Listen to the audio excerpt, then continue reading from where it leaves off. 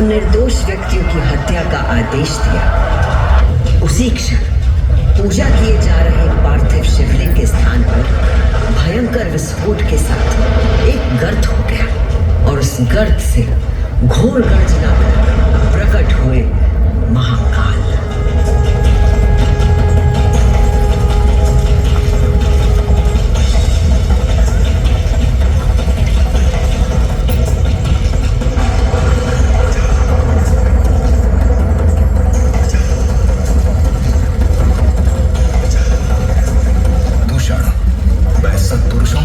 आश्रयदाता हूं और तुझ जैसे दुष्टों के लिए महाकाल हूं।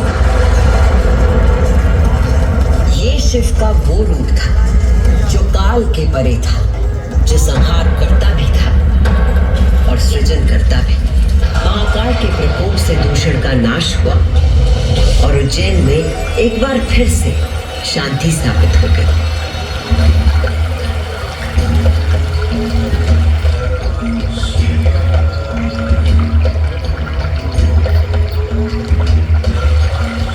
उज्जैनी के लोगों की आस्था से प्रसन्न भगवान महाकाल ने उन्हें वरदान मांगने को कहा। उज्जैन के निवासियों ने भगवान महाकाल को उनके भक्तों की रक्षा करने के लिए उसी स्थान पर सदा के लिए विराजमान होने को कहा।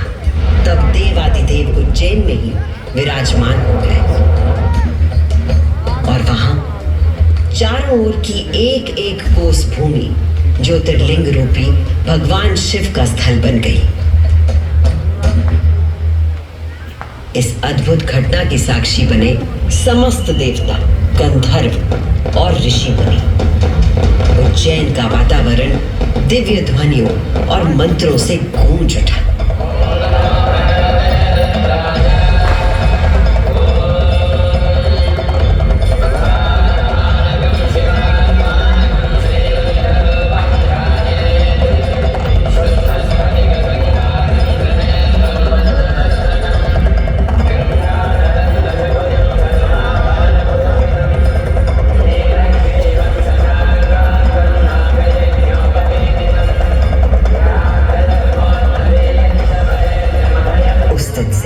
भगवान शिव ने महाकालेश्वर के रूप में भूतल पर अपनी प्रतिष्ठा प्राप्त की और ये स्थान श्रद्धालुओं के लिए तीर्थ स्थल बन गया।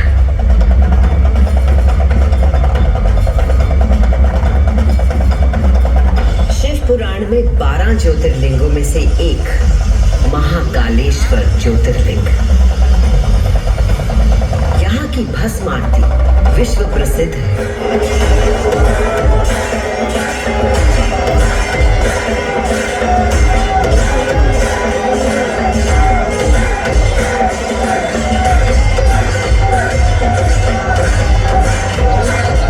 इसमें भस्म से भगवान का श्रृंगार किया जाता है, क्योंकि महाकाल की तरह भस्म अविनाशी और अपरिवर्तनीय होता है।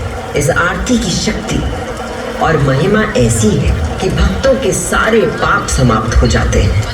केवल इतना ही नहीं, उज्जैन वो नगरी है जहां मानव शरीर पूरे ब्रह्मांड के साथ सामंजस्य स्थापित करता है।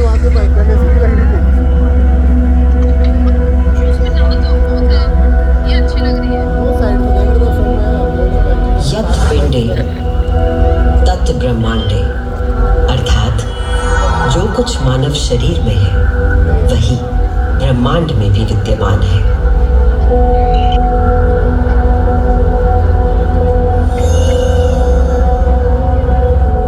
ब्रह्मांड के सृजनकर्ता महाकाल के आशीर्वाद से मैं शिप्रा आपको उज्जैन तथा महाकाल की शक्ति, भक्ति और मुक्ति की गाथाएं सुनाती रहूंगी। काल का प्रवाह अनंत है, इसलिए जब तक महाकाल है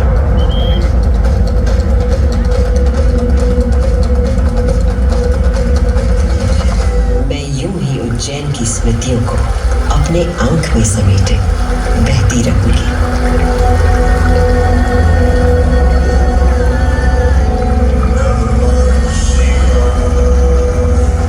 जय महाकाल।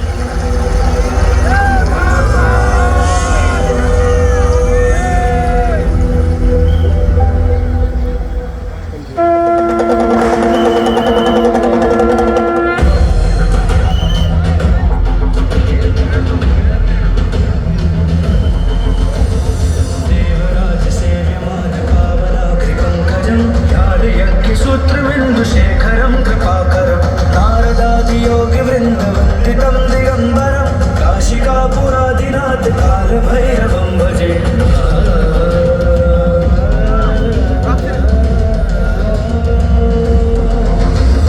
भानुकोटिभास्वरं भवाब्धितारकं परं नीलकण्ठमीप्सितार्थदायकं त्रिलोचनं कालकालमम्बुजाक्षमक्षशो